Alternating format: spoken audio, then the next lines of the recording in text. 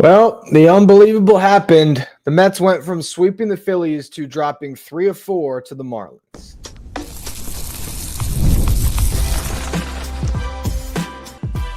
You are Locked On Mets, your daily New York Mets podcast. Part of the Locked On Podcast Network, your team every day. Hello to all you amazing Mets fans. You're watching Locked On Mets, part of the Locked On Podcast Network, your team every day.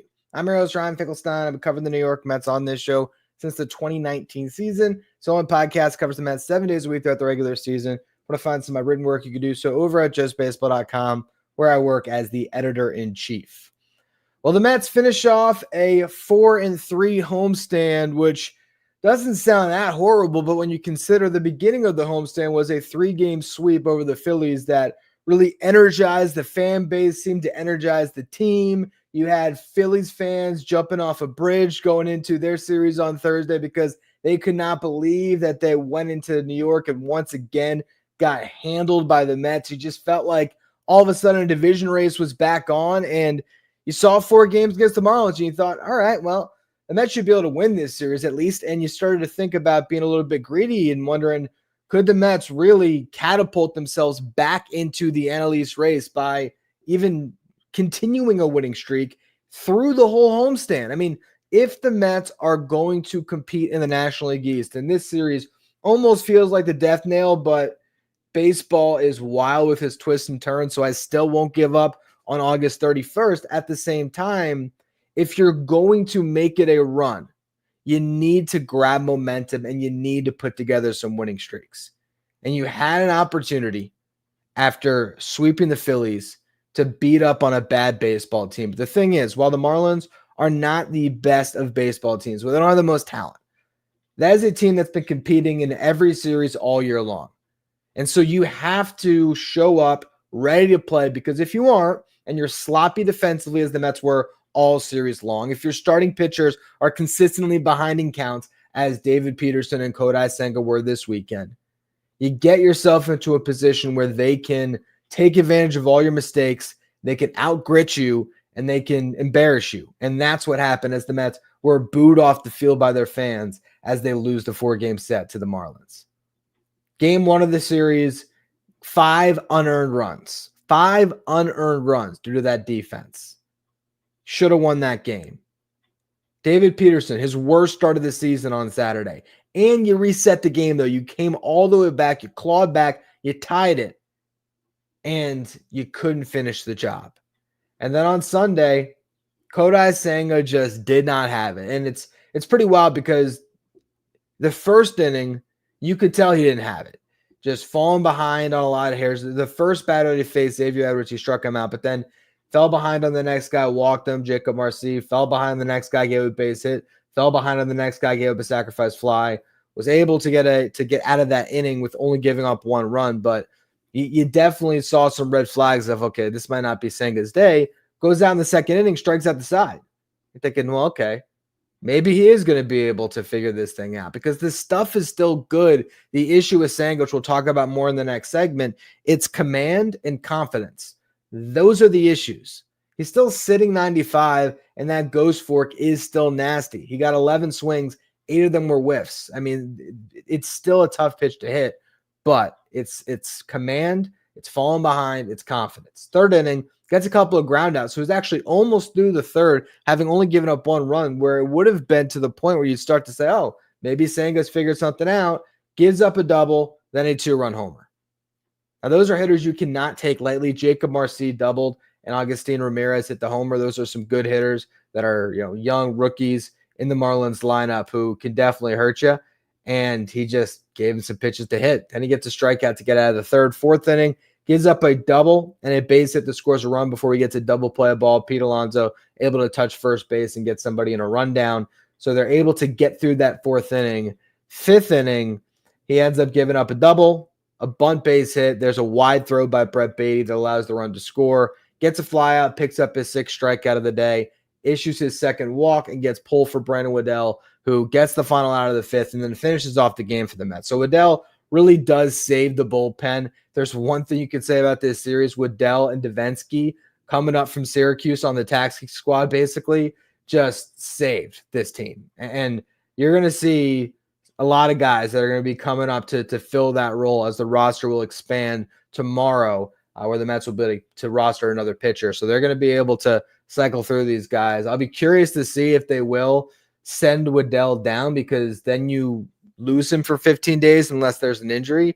And I would wonder if they might consider, with how well he pitched, just using the extra roster spot to add a fresh arm and to keep Waddell for a couple of days, just because he does give you that different wrinkle of a long man that's left-handed.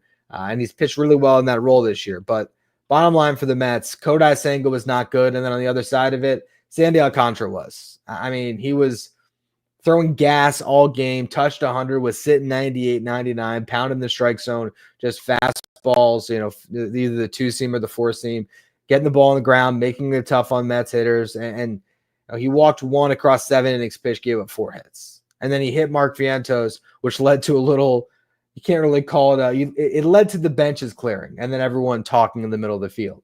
In the 7th inning, you thought, oh, maybe this might spark something for the Mets, but instead I think it sparked just a little more fire out of Sandy, who, on the contrary to Senga, this is a guy that struggled all year to find it coming off Tommy John, and he has locked in and found it. 1.66 ERA over his last 4 starts. He looks like the Sandy that won a Cy Young a couple of years ago. I mean, he has that edge to him, and unfortunately for me, I live in South Florida, so I had to listen to the Marlins broadcast, but that does give me some insight into that team. And they were pretty fired up in the broadcast booth about the fact that Sandy was showing that fight. When he hit Mark Vientos with the changeup, and Vientos gave him a little bit of a stare when he got hit by a changeup, because obviously he wasn't trying to hit him. But as I would say, Swaggy V just can't turn the swag off. So, I mean, don't hate on him for looking at you. He's got to look at you. He's got that swag. He can't help himself. But Sandy did take offense to it, and it was like, get over to first base. I'm finishing this inning. And the Marlins broadcast really harped on the fact that that was energy that Sandy has not had this year. He's been more reserved. He's been more, holding back. He hasn't felt that level of confidence, where that was the Bulldog that we watched in 2023 that was pitching into the 8th inning seemingly every start and just carrying a staff on his way to, or actually, that was 2022 when he won his Cy Young. 2023, he was actually, the people think that he got hurt a lot earlier that season than he did.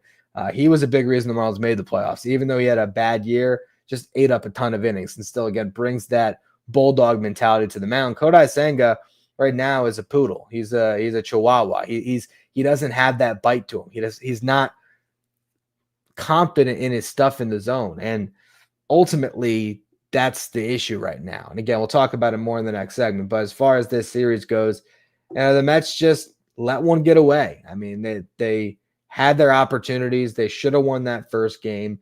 They should have won the third game potentially as well. This one was honestly the one that they probably shouldn't have won. I mean, Sandy just beat him. And there's really no shame in that, because this guy, while you look at the season era, you say, oh, you couldn't get to Sandy. I mean, again, this has been a different pitcher over his last couple of starts. And so I'm not going to fault the lineup for only scoring a run. It is what it is when you have a guy that good, who's confident, who's, hitting his corners and just showing you elite fastball command. It's going to be tough to beat Sandy when he's on and when he's competing like that. And so the Mets just put themselves in a bad spot. They put themselves in a bad spot to already be trailing in the series when it came down to Sunday, because ultimately this was one of those pitching matchups that you circled, but you had questions on both sides. Could Sandy keep up his recent hot streak, and when do we see the real Kodai Senga again? Well, for now, this is Kodai Senga, a guy that might have flashes. You'll have that second inning where he strikes at the side, but just the inconsistency continues to be an issue. Meanwhile, Sandy is finding that consistency, and that was the difference in this game. But again, good thing that Waddell was able to save this bullpen a little bit. Moving forward, I think that helps out a lot. I want to talk about where the Mets go from here and spend a little more time on Kodai Senga here in just a minute. Today's episode is brought to you by Upside. Are you still paying full price for gas? Stop leaving money behind. Get real cash back every time you fill up with the free Upside app. Simply download the free Upside app in the App Store or Google Play right now and start earning cash at the pump today.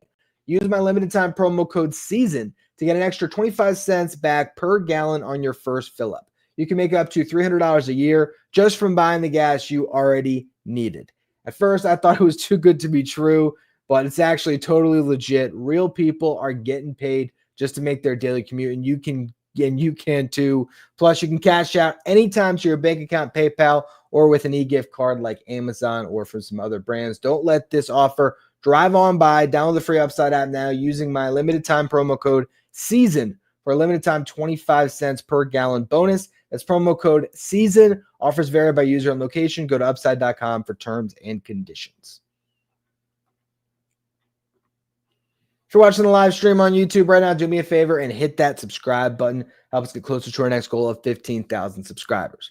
Now, Kodai Senga, when you look at the stuff in this game, again, he's still sitting 95, and his ghost fork was still very effective. Again, 11 swings, 8 of them were whiffs. Now, he's not getting as many swings as you'd like. You want that pitch to be swung at even more than it was. I think he might have thrown like 29 ghost forks, only got those 11 swings. So if you could get some more swings, and also sometimes you see Kodai Senga be effective with that ghost fork where he's able to get guys to hammer some balls into the ground.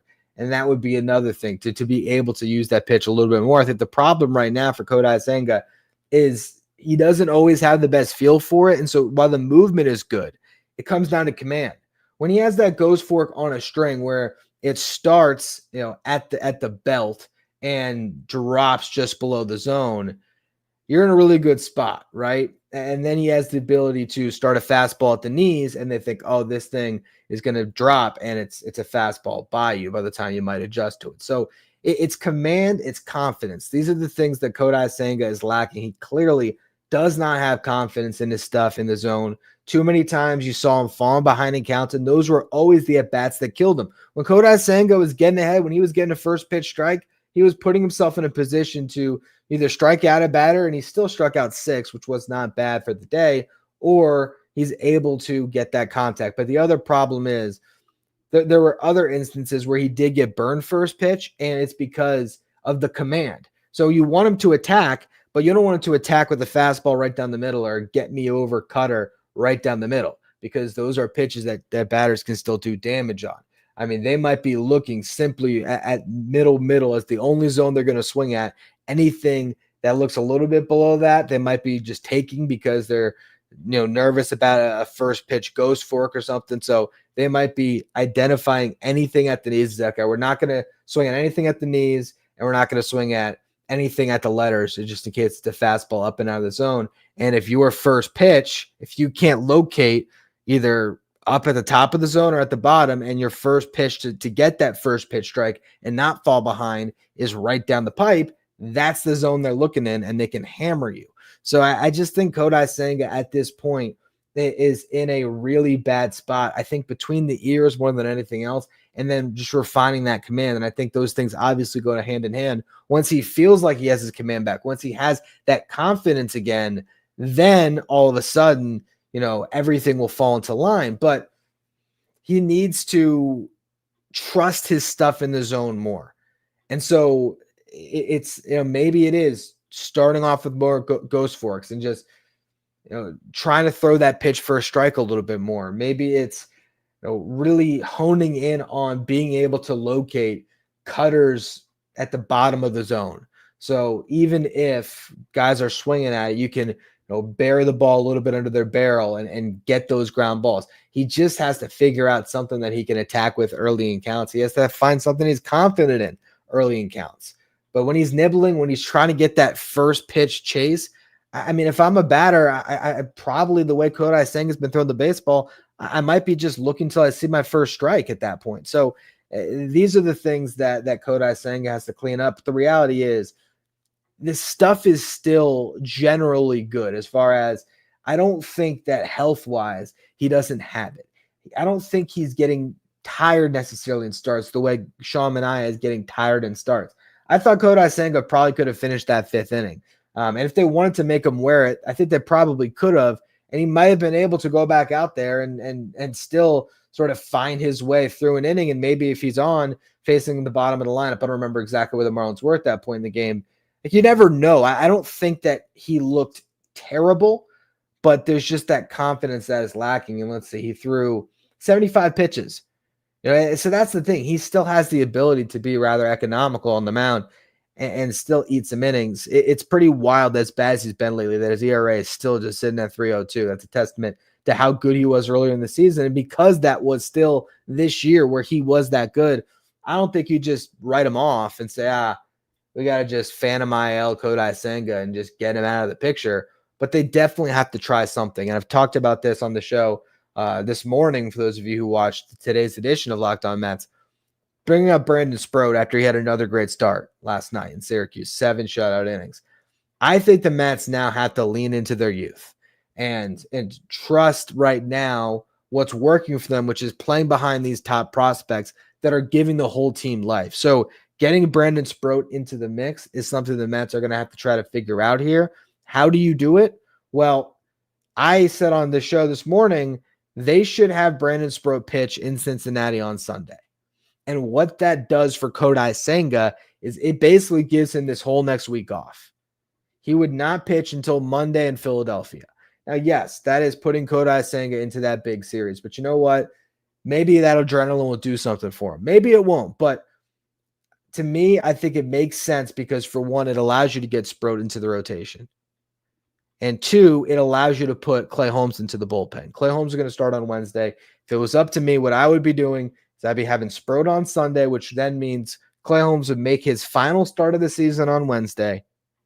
You'd give him the next 4 days off, and then he would be available out of the bullpen for the first time on still 4 days rest on Monday in Philadelphia, and he could pitch at any point in that series.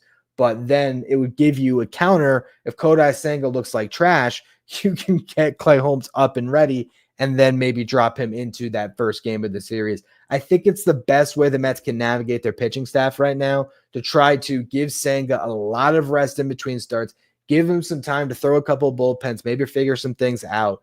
You have Clay Holmes make one more start, and then he can help a bullpen that I think could desperately use him, and then you integrate Brandon Sproat into this rotation.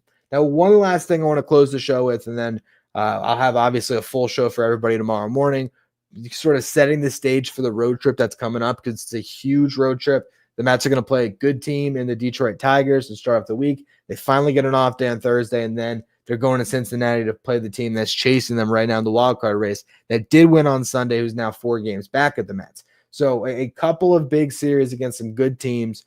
And then after that, to close off your road trip, you go to Philly for that 4-game set to open up the following week. So it's definitely going to be a very, very critical set of games for the Mets to try to get back on track here. But I think that is a way that they could navigate their pitching staff that makes a lot of sense, by adding Brandon Sproat to the rotation and moving Clay Holmes to the bullpen. I think that would make this the best version of the Mets right now, leading into what I think is their greatest strength at this point, which is these top pitching prospects that are just so exciting. But the other thing I wanted to mention in regards to the top pitching prospects is something that I've been wrong about on the show for a little bit, and I've been trying to figure out exactly what the rule is and what I'm missing.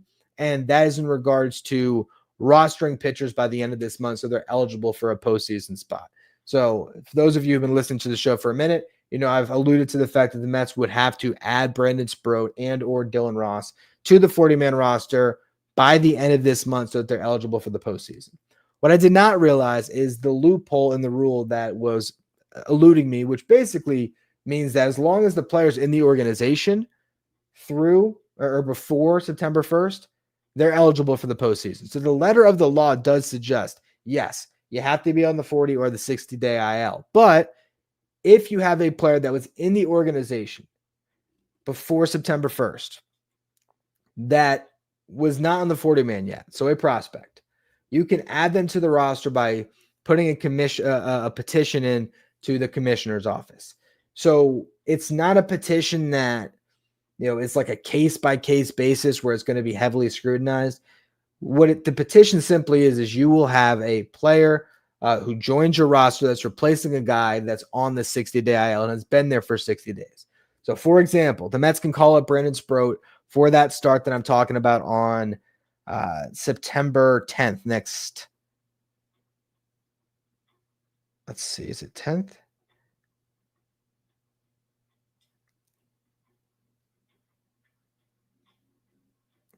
Actually, no. They'll call up Brandon Sproat for the 7th, I believe it is. But regardless, next weekend, they call up Brandon Sproat. Let me pull it up exactly.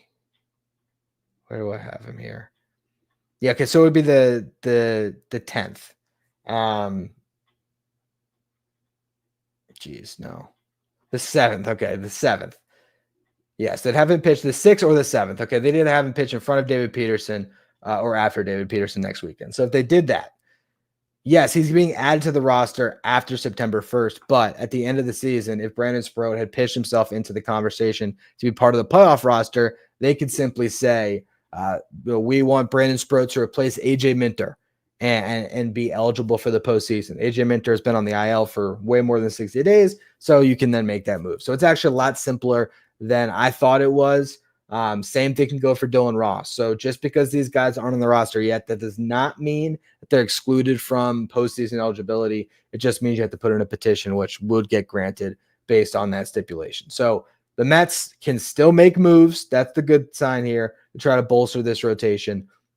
But bottom line is, I don't think that they're going to remove Kodai Senga. So they got to find out somebody at Kodai Senga, right? To me, it makes sense to give him the whole next week off and have him pitch in that Philly series, which would then make it Senga, Manaea, McLean, Tong in that series against the Phillies. So you really put your best foot forward, and that's still your last ditch effort to get back in this race. But if the Phillies are, let's see, I think the Phillies won again today, right? Which would mean that they just erased, they're playing tonight. They're Sunday Night Baseball. So if the Phillies win tonight, right back to square one, 7 games up in the NL East if they win again. So if that's the case, you'd have to at least eat into that this week and win a couple of games. So, or take a couple of games off of that. So, and the Phillies are playing the Brewers. So you got that going for you. Then they'll play the Marlins over next weekend in Miami. So if the Phillies let off a little bit and the Mets can have a really good start to their road trip, and then they play well in Philadelphia, you never know.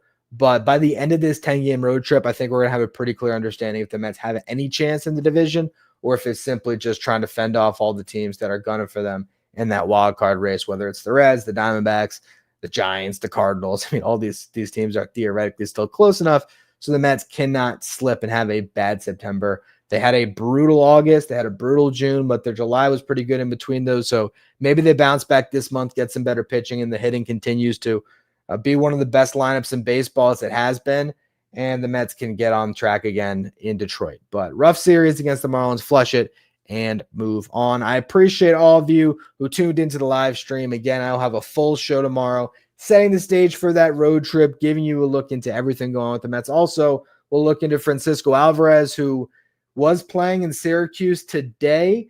Not sure how many innings he caught, so I'll review that on the show, but he was in the lineup as the starting catcher, which is a really good sign. There is a chance that Alvy could be back as soon as potentially next weekend in Cincinnati. Would be a very quick return, but he really is gearing up to join this team, which would be great because even with a torn ligament in his thumb and a broken pinky, I think he can give you better at-bats than Luis Torrens and Hayden Singer. But we'll cover all that type of stuff on tomorrow's show. Again, thank you for tuning in. Make sure you follow, rate, and review wherever you get your podcast. If you're watching on YouTube, hit that subscribe button. As always, thank you for making Locked On Mets your first listen, your first watch every day. And after your second watch, check out Locked On Sports Today, which will keep you up to date with all the latest in the world of sports, the local experts from each team and league-wide experts from each league. Find Locked On Sports Today, streaming 24/7 on YouTube.